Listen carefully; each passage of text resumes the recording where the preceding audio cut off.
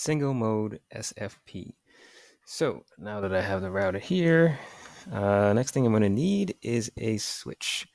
I'm going to go down to network devices, go down to switches, and I will select a 3650 multi-layer switch, which means it can do both layer 2 and layer 3 if we needed it to. But in this case, we have a router, so we will not be configuring this for layer 3.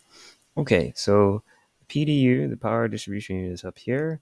We have our fiber patch panel. Over here, we have our copper patch panel. Over there, we have our ISR 43. What model was it? Oh, see, I don't remember. 4321 model router. And we have our 3650 switch. Okay, so seems like we're good to go on this front. We will click on the ISR router.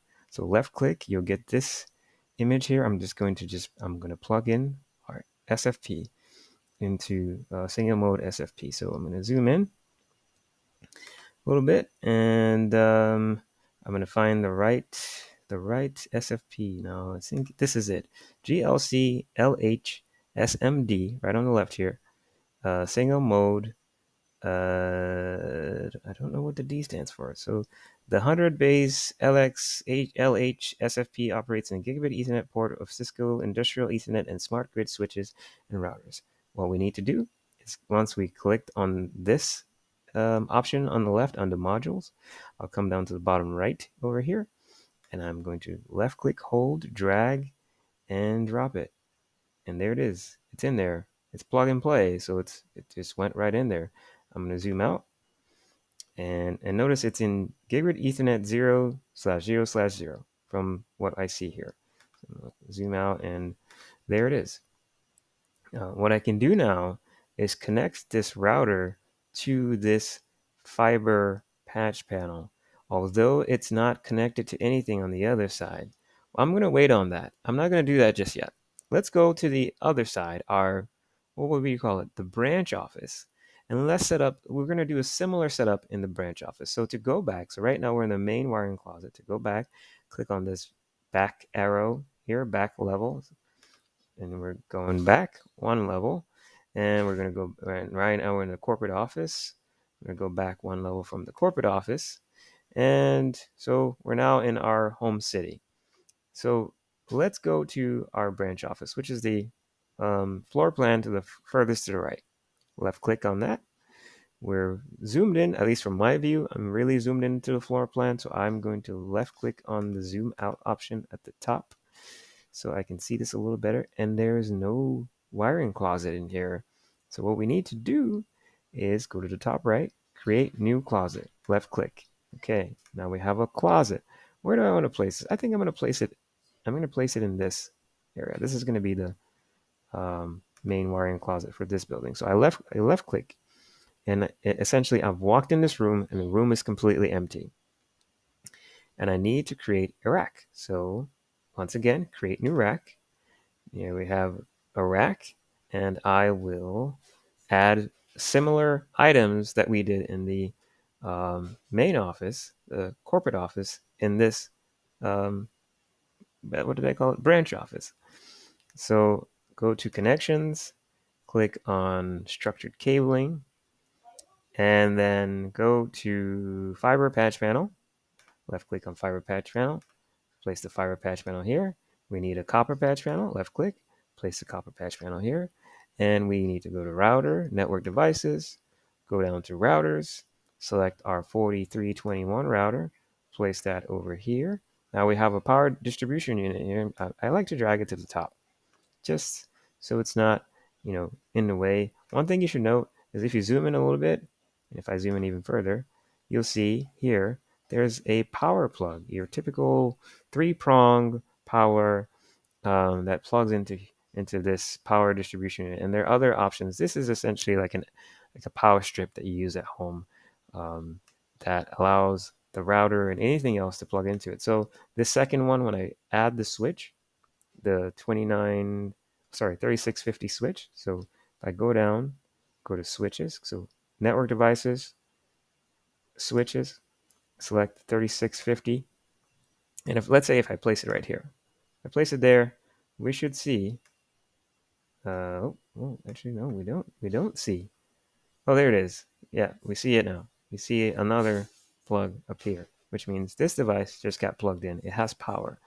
I'm going to drag this. I'm going to left click, hold, and drag this below our router and go from there. Okay, so let me zoom out so we can see this better. Okay, so this is what we have.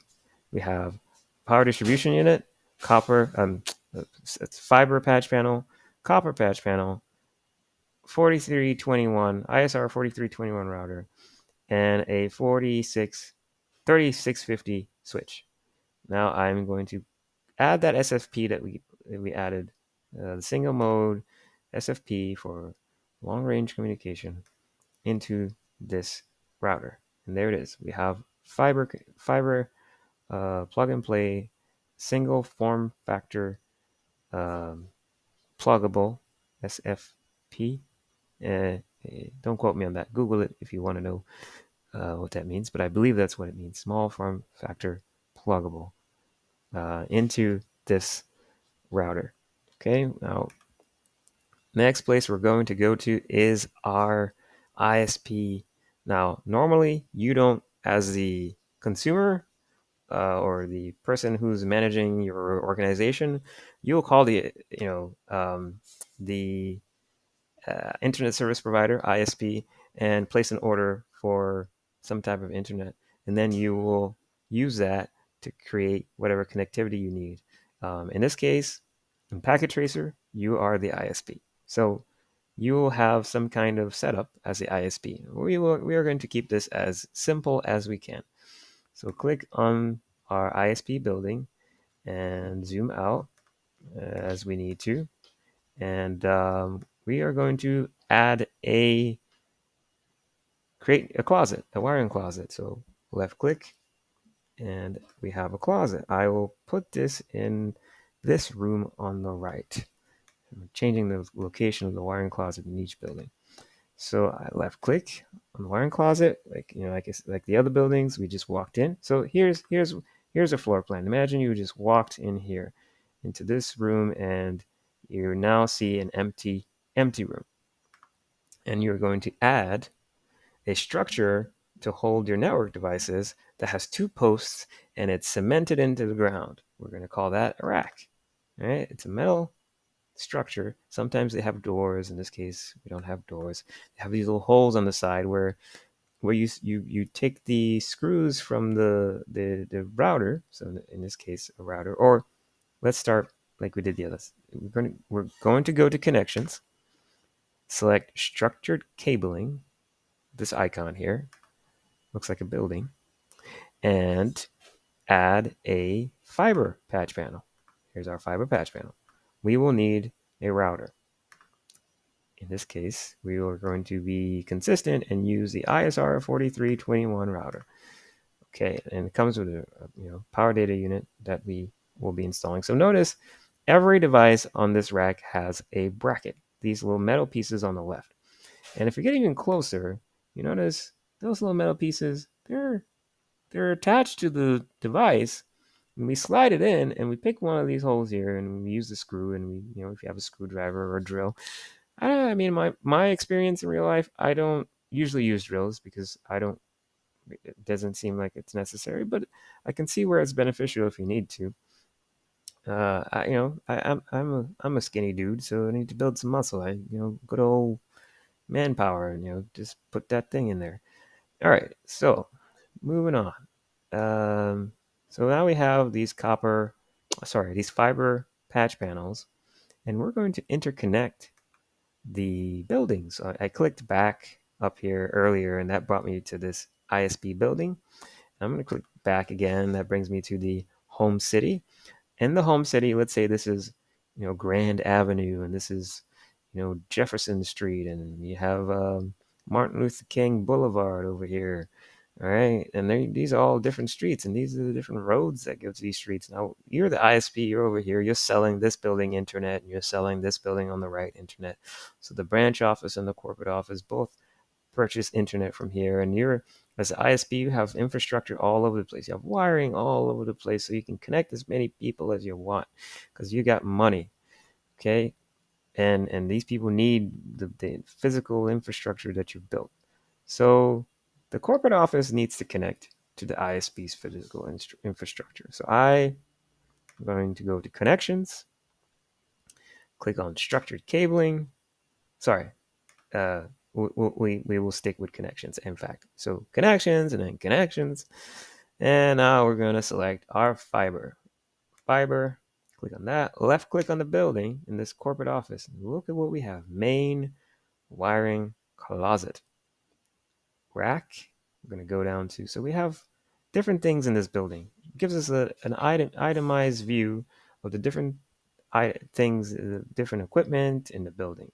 I want patch panel 0 because patch panel 0 is our fiber patch panel. I don't want to plug it into a jack. Do not plug it into a jack. This is going to be punched down. It's going to go into the back. The front, the jack is where you plug in a cable to a network device. The the back of it is where you connect, let's say, a floor to a floor or a patch panel to a patch panel and so on. So and that has to be, trimmed and punched down with fiber. I'm not so sure it's called punch down, but yeah, and they're using the term, so we're going with it. It gets punched down. So click. I'm going to choose punch down 1 because that correlates with jack 1. The back of jack 1 is where you punch it down. The front is the jack. So this copper, see now that it's plugged in, it's attached to the building. I can now click on this other building here, ISP building, and I will connect it to the only patch panel here, punch down 1. Now the punch down 1 here is different from the punch down 1 in the corporate office. They're 2 separate patch panels, so they can both have the same number. Just like, you know, um, you can have a jersey with the number 1 and someone on one team, and someone else can be on a different team and have the same number 1. 2 number 1s, same number, 2 different teams. It makes sense. All right, moving on. Get another fiber cable. Left click on this ISP wiring closet. Go to the rack. Go to your patch panel 4. Click on punch down 4 because we're plugging into the back of the patch panel. It's plugged in there. Go to the branch office, the wiring closet, the rack, the patch panel, the cop. See, notice the icons are different. For the copper, it looks like this. We don't want that. Don't plug it into the copper patch panel. You want to plug it into the fiber patch panel. It looks like it has 2 eyes. It kind of reminds me of one of those old style boom boxes with the speakers in front. All right. Anyway, getting carried away. Punch down 1. Okay. So now these buildings are interconnected. Now, normally in real life, it's not going to look this neat. Maybe it will, maybe. But I just right clicked and I created what's called a bend point. I left clicked. Well, I just said that. Left clicked and selected an option called bend point, and it's created this dot. And with this dot, you can drag it. If you left click and you hold, you can drag it, move it around. So let's say, this infrastructure goes across the street, and I'm going to create another bend point, and it goes down underneath this sidewalk. Let's say there's a sidewalk of some sort or some trees, or wherever. It's never a straight line getting to some location. The infrastructure is, zoning laws and all kinds of stuff. It's not going to be pretty, but it's going to be functional. And maybe it goes, underground at some point. And just use your imagination. From your house to your ISP, it's not a straight line. You have people in your neighborhood who also have internet. So I'm going to make it look as somewhat realistic. Somewhat. Keyword, somewhat. All right. So buildings are interconnected with fiber, but so they're not connected to any devices. So there's no device here that's actually connected to this. The ISP has, set us up to connect, but we have not connected anything to the ISP. And this building has not connected anything to the ISP. So let's actually connect devices to the ISP. Let's start with the ISP since they're going to be the central point. So ISP building. Ooh, look at this mess. All right, let's create some bend points here and clean this up because we know our ISP is going to be sliding along the building somewhere. So I'll put this here, and I'll put this along the wall over here. All right, that looks better already. And, maybe I'll bend this a little bit. Move this further down here. Yeah, look at that. That looks better. Okay. And I will right click here, the one on the side on the right, create bend point. Ooh, it's a tiny dot, so it's a little difficult to get a hold of. And try again and again. Oh, there we go. Got it that time. So I will, let's say, I'll stop here. I'm going to do that. Create another bend point down here and drag this down this way. Okay. So now I will click on our wiring closet, left click, and we see our 2 fiber connections coming in. Now, if I remember correctly, punch down 1. So this is not actually plugging into the front of this. This is plugging into the back of it. The front is called the jack. The front of this patch panel is called the jack. The ports are the jacks. And the back of the patch panel is where things get punched down.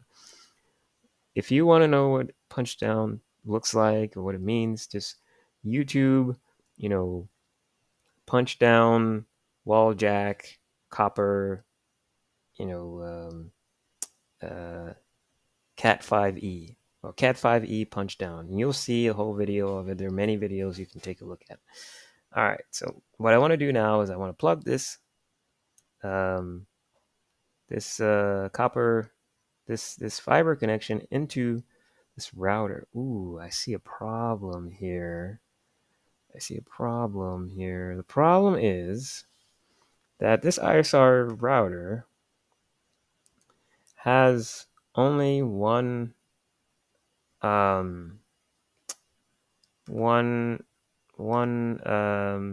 fiber connection.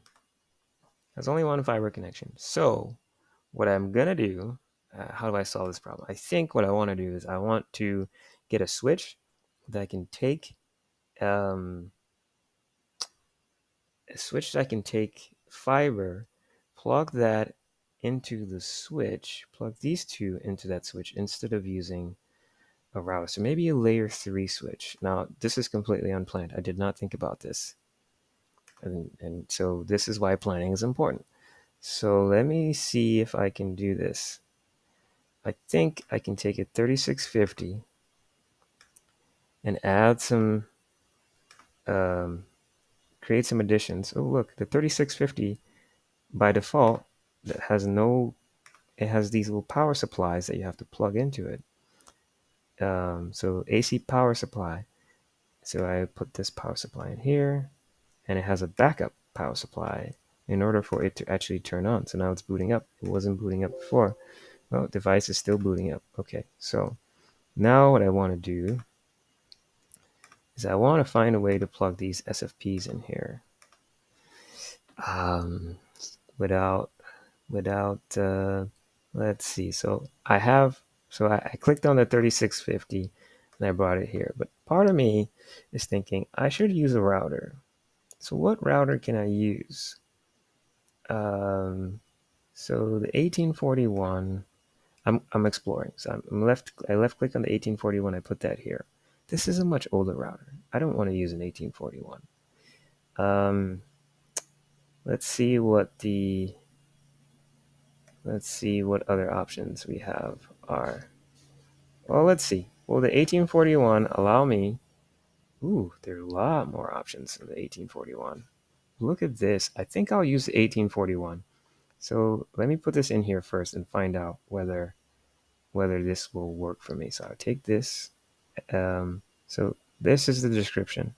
It's a single wide HMIC with one small factor pluggable slot, SFP.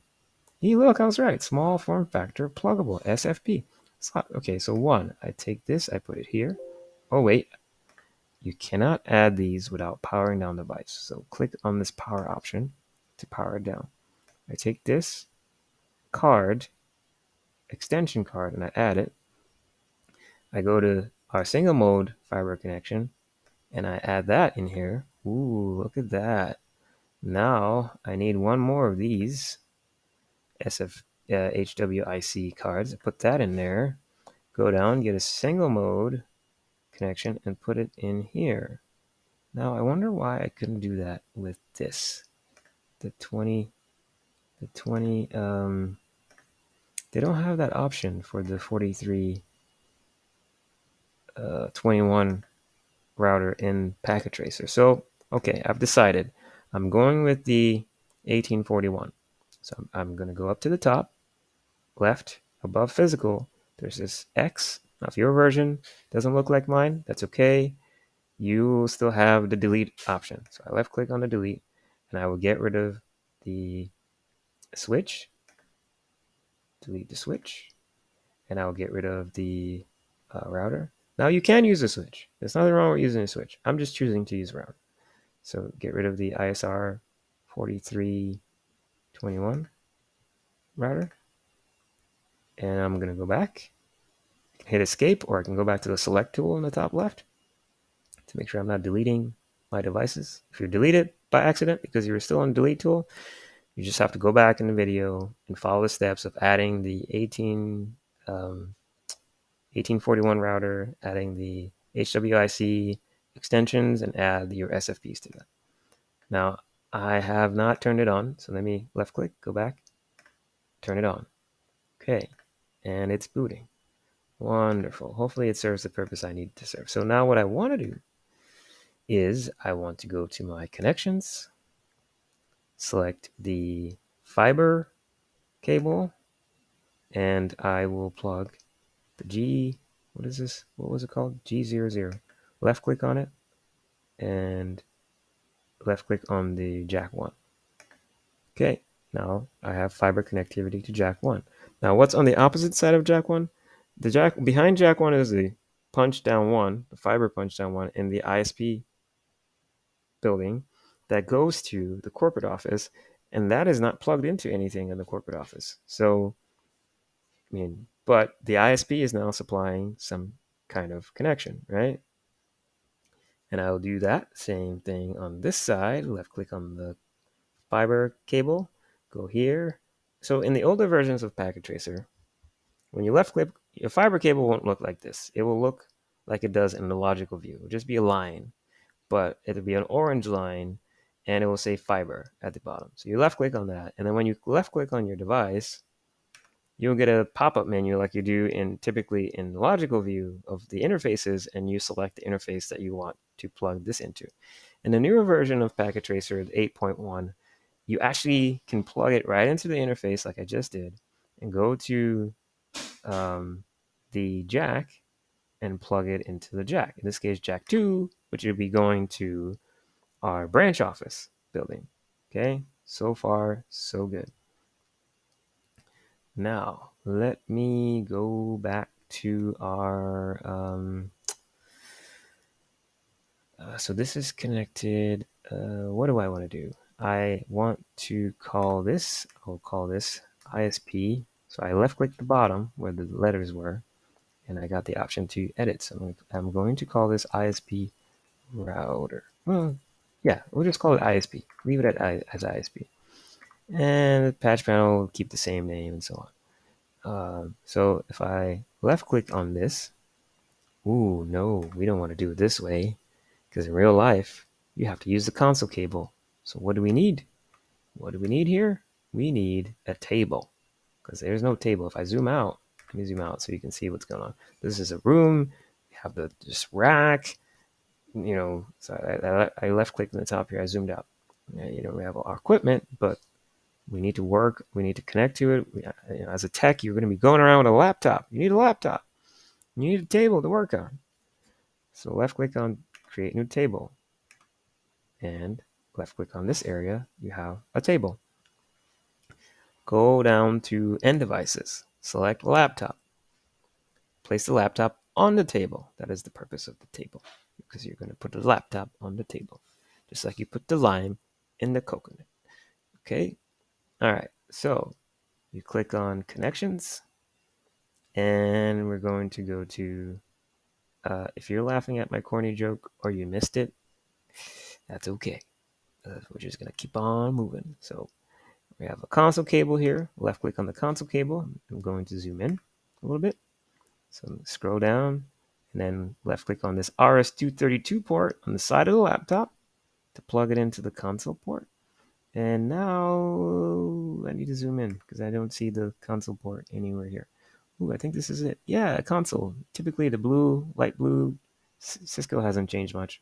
I can't see the text, but I know that's a console port. And when I hover over it, it says console. So now I'm connected to the console port on the laptop, and I can configure it. So I left click on the laptop. Now here we have some tabs at the top. Desktop is the screen. It's where you have all your icons and your start button. There's no start button, but your icons. And I want to go and use terminal, which is like putty. If you're familiar with putty, those who have used putty in the past, or some terminal application. I'm going to keep these settings, click OK, and here I am. I see the router. I see that the router needs to be configured. Okay, this is how you would do it in real life. You connect your console cable to the device. You go and open an application on your desktop called Putty or Zoc or whatever you use, and you'll now see whatever is on the device. Your command line interface. So I don't want to enter the initial configuration, not this way at least. So no, and it says press return. Return just means enter. Press enter, and here we are. Here we are. I now can type enable conf t. The host name is going to be ISP. And let's see, I want to see my interfaces. Do show IP interface brief. I have these two fiber connections, the G000 and the G0001. All right, show inventory should tell me a little more. Oh, sorry, do show inventory. Did I type that incorrectly? Show in. Oh, that command is not available in Packet Tracer. Okay. Well, I want to know a little bit. I want to know which is which. Which interface is going where? How do I know this? Well, if I look at it physically, I should be able to know. So why don't I go to physical on the top? Oh wait, I'm looking at the laptop. All right. How would I figure out which is going where? Which side is going? Which interface is going to corporate office, and which interface is going to the branch office from this terminal? I can't tell right now, so let me scroll up, and I'm going to hover my mouse over here. If there was a label of some sort, you would see it, but I don't know. So I hover my mouse over this, and I see, okay, this is gigabit Ethernet 010, and that's going to the jack on the left, jack 1. Jack 1 is going to the corporate office. So 010, and the one on the right is 000. Okay, let me go back to my laptop here and show IP interface brief. 010. That's the one I want to configure first. So conf t. Now I already have these IP addresses prepped, so bear with me here. So conf t and interface G010. IP address 209.165.100.2. And we're going to use a slash 30, 255.255.255.252. Press enter. No shutdown. I'll give it a description of description to corporate, corp, I keep it short, corp office. I guess I'll type corp office. To corporate office. Let me add a T in there just to eliminate confusion. To corporate office. And press enter. So now I have an IP address and I have a description. So next time I can tell much easier what's going where. And in addition, I want to add BGP, Border Gateway Protocol. So that, well, it's the internet, so we need BGP, right? All right, so we're going to say router BGP, and BGP, I'll say this is going to be 200 for the autonomous number, because if you question mark, it says, what autonomous system number do you need? 1,265,535. I just want 200. I mean, if this was in dollars, I would want all of it, but it's not. So I just want 200. Press enter. Okay, we have BGP could not pick up a router ID. Please configure manually. Okay. So we have autonomous number set. I hate question marks. I don't always remember. I need to use question mark to get my commands. I need a neighbor. My neighbor is going to be 209. Did I use 209? I did use 209, didn't I? Yes, 209.165.100.1 to be the neighbor. And remote autonomous number is, I will give that one 100. So the neighbor is going to have an autonomous number of 100. The network, it will be 209.165.100.0 with a mask of 255.255.255.252. Let's enter. Okay. And we're done here with this. Oh, sorry. Network 209.165.200.0, because we're going to add a 200 on the other side that goes to the link between our ISP and the branch office. So the mask will be 255.255.255.252. Press enter. Okay. No. That's that. And exit. All right. So now we want to configure the other interface. And if you don't remember, do show IP interface brief. Inner interface being 0/0/0. So interface G0/0/0. IP address is going to be 209.165.200.2, 255.255.255.252. Press enter. Okay, say no shut. And please, says BGP cannot pick up router ID. Please configure manually. That rhymes. Router ID manually. Alright. Okay, let's save our config. Show IP interface brief. Okay, we have 209.165.200.2 going to G00. Ooh, you know what I forgot to do? I didn't give it a description on the G00 interface. So I would like to do that. Just in case I forgot, I would have a reference. So description is going to be to branch